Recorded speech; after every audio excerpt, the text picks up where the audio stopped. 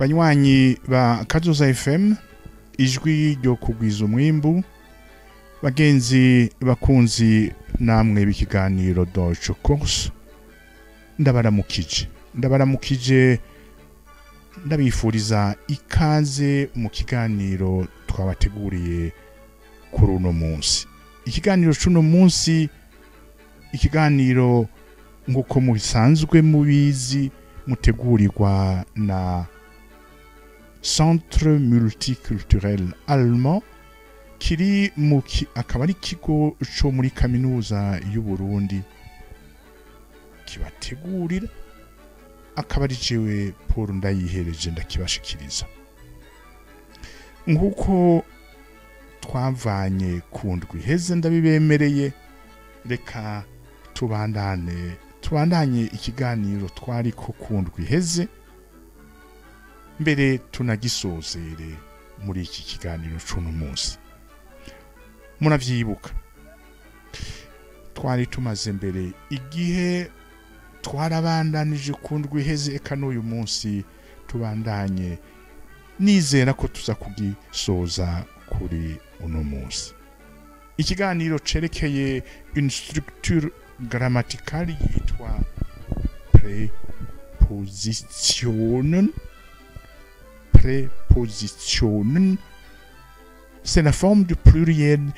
Il y a la structure yitwa préposition, et de façon spécifique twari tumaze iminsi twihweza la forme, l'usage, le mode d'emploi de ce qu'on appelle locale préposition. Akabari en sous-groupe il y a préposition zerekana un lieu, zitanga intumbero, une précision kuri un lieu. Mu gutanga izo information, izo précision ziba zije zishura ibibazo bitandukanye bivanye na la nature, la forme y'ivyo bibazo. La nature, la forme et surtout le mode d'emploi de ces locales prépositions change. Selon qu'on répond à la question wohin, hariho préposition zitatu utoramwo imwe muri izo zitatu bivanye n'ico ugomba gusigura. Uko ari zitatu ni zu, nach na in. Zu, z-u, nach n-a-c-h, na in ni i-n. Bivana na le contexte, bivana na la situation exacte d'emploi, ou plutôt du choix. Igihe uvuga uti ugiye ugana igihugu, ntuzopfa une locale préposition muri izo zitatu towe, ugahitamo ugomba kuvuga ko ugiye ku gihugu kinaka, tuvuge Ubudagi. Ico mwokwibuka coco nyamukuru, igihe uriko uravuga iyo ugomba kuja, ugomba kuvuga igihugu, nukumenya mbega ico gihugu mu Kidagi citwa ngwiki. Ndavyibutsa nshimitse cyane gose kuko tout est déterminé à partir de ça. Kuko ibihugu ko bingana à travers le monde, hari imirwi itandukanye ine. Hariho ibihugu kandi nivyo vyinshi mu Kidagi vyitwa uko vyitwa mu Kidagi sans article. Murazi ko nko mu Gifaransa akarorero Ubudagi babwita wiki, babwita l'Allemagne.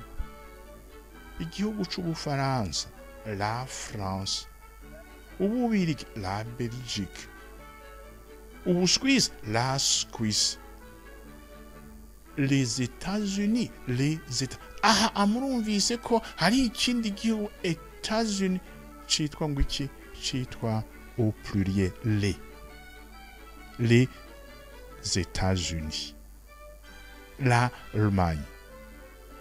Igihe rero ugomba dans votre message, dans votre information, ugomba kuvuga ko uja dans tel pays, ikintu nyamukuru no kumenya icyo gihugu citwa ngo iki mu rurimi rw'Ikidage.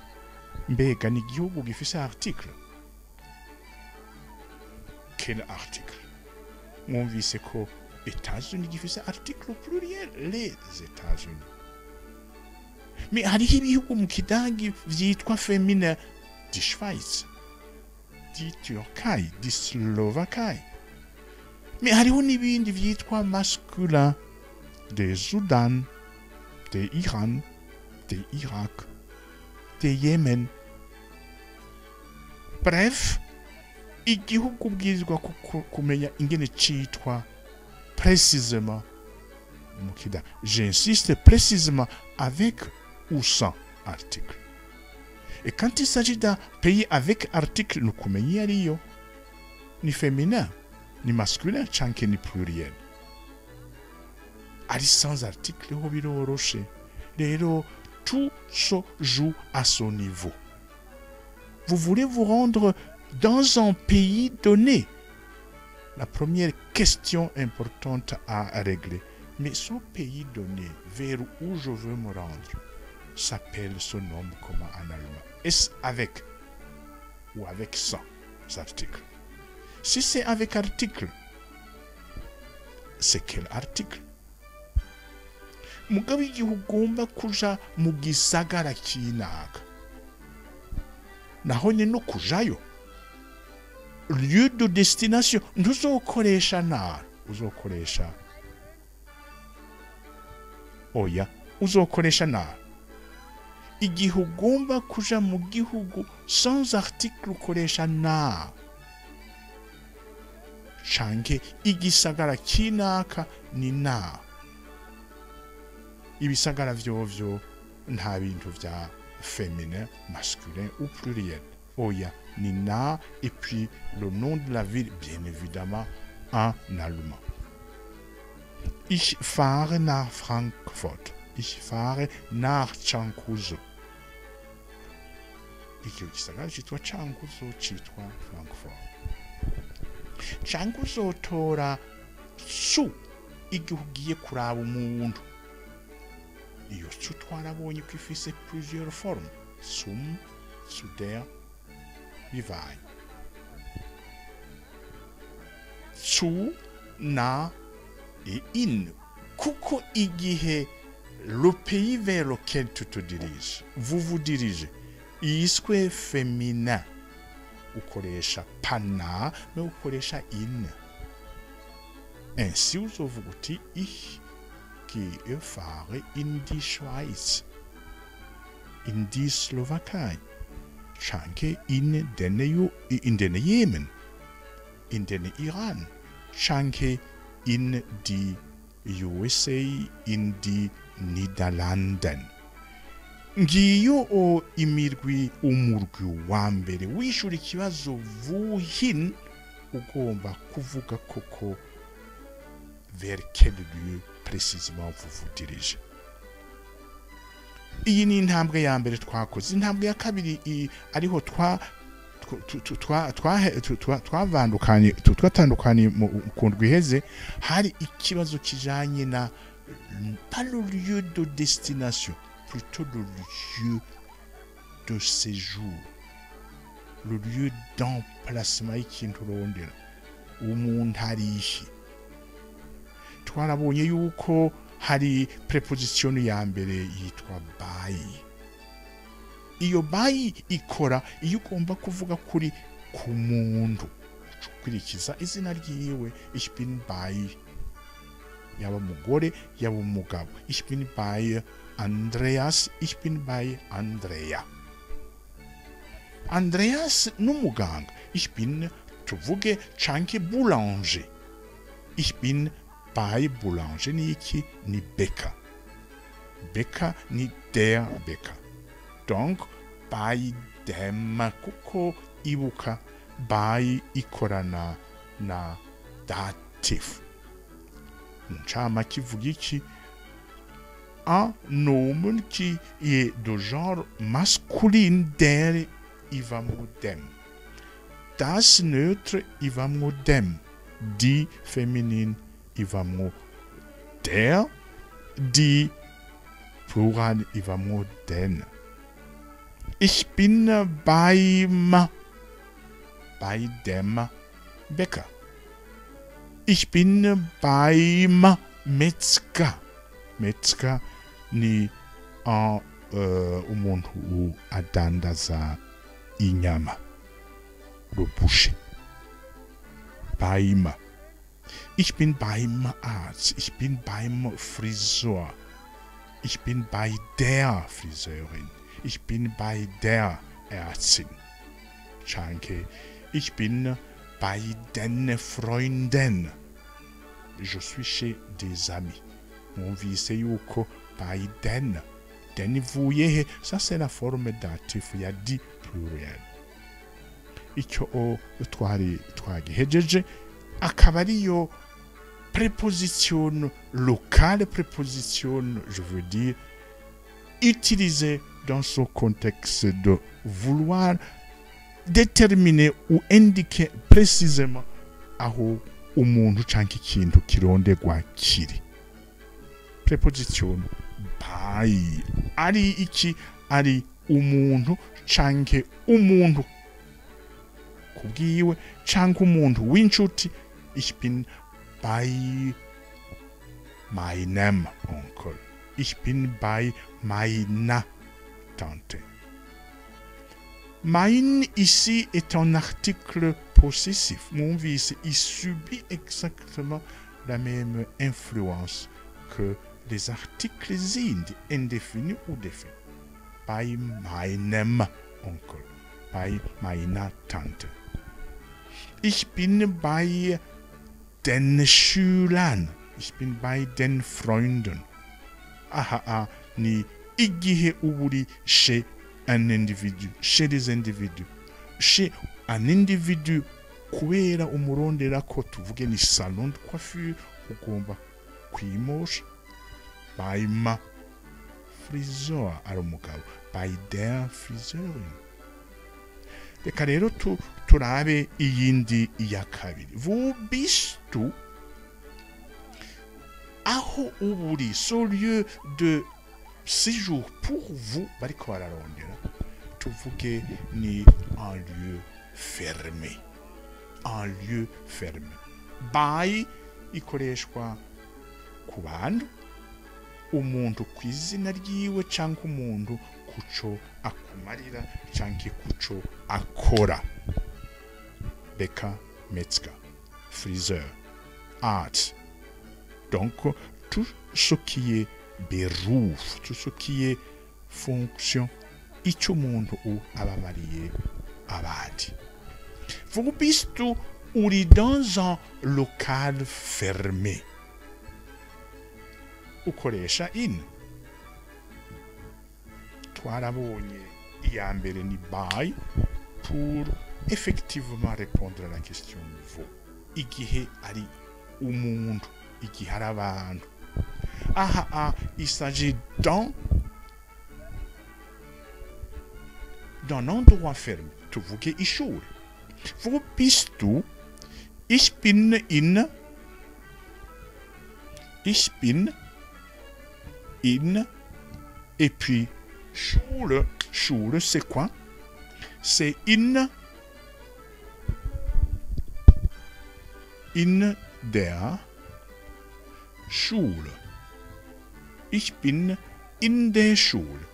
I der ivangaha. Nk'uko musanzwe mubizi, Schule est de genre grammatical féminin. Die ivuye moi der kubera. C'est précisément la traduction de cette fonction d'influer sur la forme de ce qui est autour de ces prépositions. Ich bin in der Schule. der kubera di.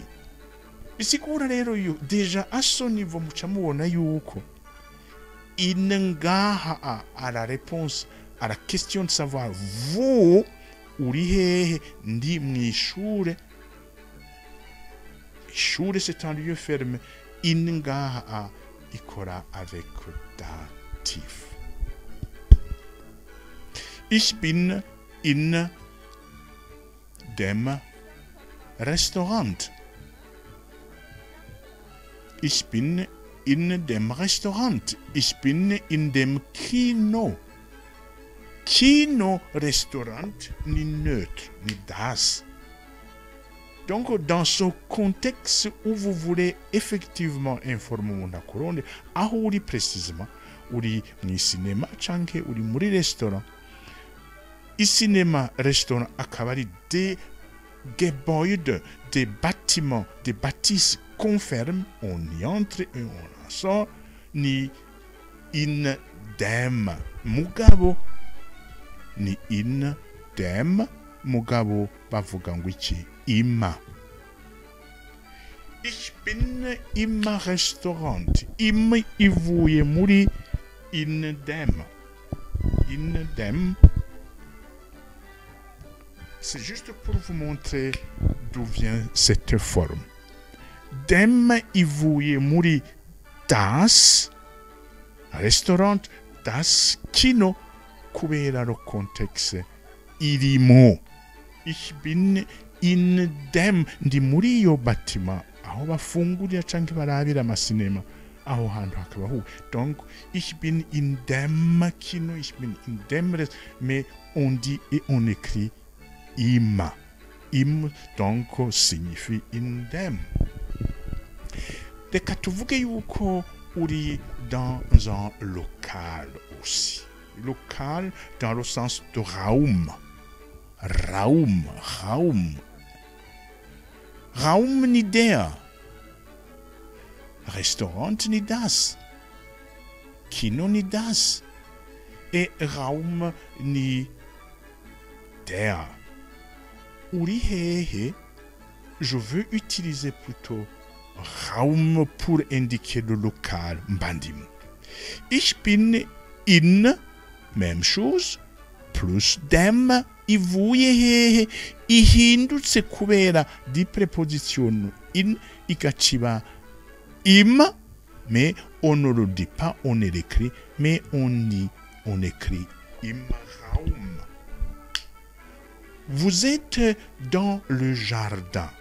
Le jardin ni Garten. Garten ni der. Tout comme Raum. Donc, ici aussi on dira, igihe uri muri jardin bariko barakurondera, wishura kukiba, wo bist du ko narinda gukeneye, ich bin im Garten. Ivuye he in plus dem. Dem yahindutse iva muri der kubera le substantif qui suit est masculin. Ngaha turashobora gushaka kandi karorero ich bin in der Schule. Reka tuvuge post wagiye kurungika ikete canke kurondera icyo bakurumye. Post ni di. Ngaha aussi on dira mbega uri he, ndi muri poste. Je suis à l'intérieur du bâtiment bita poste, bakoreramo poste. Ich bin in der Post. Mwabonye yuko in aussi ikora yerekana effectivement un endroit de placement. Muraheje kubona kandi ingene ikora. In ngaha je précise bien, ikora datif. Ikora avec la forme de datif. C'est-à-dire que igihe icyo kintu so lieu uburimo cyangwa umuntu urondera barimo ari masculin, der donc der iva mu dem igaciba in plus dem, mugabo bavuga bandika im. Cyo kimwe na das restaurant, das theater ichiba in dem, mugabo ari der ichiba dem in der iguma ari der.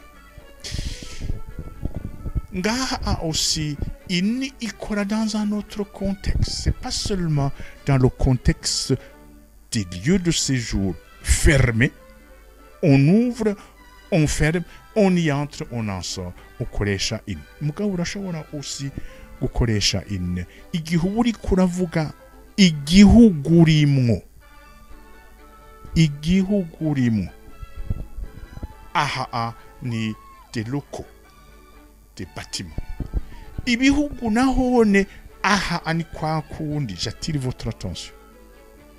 Uri dans un pays qui se nomme en allemand sans article. Deutschland, Burundi, Tanzania. Aha uvuga tout simplement in ugachukurikiza le nom du pays en question. Ich bin in Deutschland. Ceci est vrai aussi pour la ville où urimo. Ich bin in Frankfurt. Ich bin in Chankuzo. Ich bin in Burundi. Ich bin in Dar es Salaam. Ich bin in Tanzania. Donc, il s'agit ici de villes, zone systématique, mais il s'agit de pays sans article. Mais en revanche, reka tuvuge yuko uri dans un pays féminin. Akarorero, la Suisse. Uvuga ngo iki? Uvuga in, bien sûr, il s'agit d'un pays, mais ce qui est important ici de retenir ni ari muri Suisse. Ico gihugu citwa die Schweiz. Die Schweiz. Die Schweiz. Ich bin in die Schweiz. Mais ça ne se dit pas. Ça se dit in der Schweiz.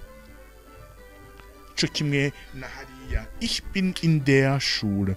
Ich bin in der Post. Donc, ich bin in der Schweiz. Parce que le pays s'appelle die Schweiz, ntitwa Schweiz. Yaba chitwa Schweiz, uvuze uti ich bin in Schweiz. Oya, le pays s'appelle in die Schweiz. Donc, ich bin in der Schweiz. Chokimge na Slovaquie. La Slovaquie, c'est un autre pays qui se nomme au féminin. Ich bin in der Slovaquie. Akandi karorero d'un pays au masculin. Turamaze kumenya izitari zingahe in der imma tuvuge turi muri Yemen. Ich bin in, bien sûr, parce que c'est un pays in, local, un lieu, et puis le pays s'appelle der Yemen. Ça se dit comment? Im Yemen. Ich bin im Yemen. Ich bin im Iran. Uvuga iki im murayibuka cyo kimena im restaurant im garten ivuye muri l'article der parce que le pays s'appelle der Yemen der Soudan. Dernier cas de figure ni ibihugu vyitwa mu kidagi au pluriel. Dufate Niederlanden. Niederlanden, c'est les Pays-Bas. Niederlanden. Mbega wurihe ndiko ndabaza umugenzi wanje mberuka kera mbe wurihe ati ndi mu gihugu cyo mu Buholandi. Ich bin in